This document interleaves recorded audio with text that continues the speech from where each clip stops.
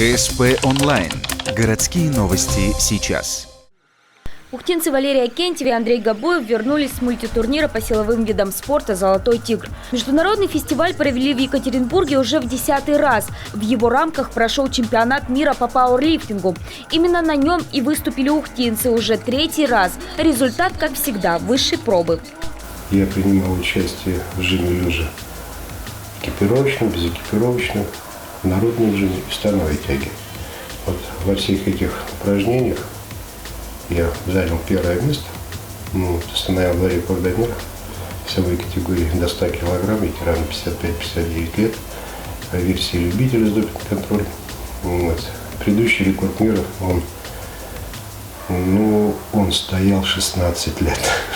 Также Валерий впервые соревновался в жиме со слингшотом. Результат 190 килограмм и норматив мастера спорта международника в этом виде. Не подкачал его ученик. Андрей Габуев выступал в 3 дисциплинах, везде улучшил свои результаты и привез домой 2 золотые медали. Этим выступлением ухтинцы закончили спортивный и без преувеличения золотой сезон. Я установил 8 мировых рекордов, стал победителем Кубка России, чемпионата Европы, Олимпии и вот сейчас чемпионата мира. Насколько всего побед, я затрудняюсь сказать. За 8 месяцев работы Валерий Акентьев действительно доказал, он железный человек.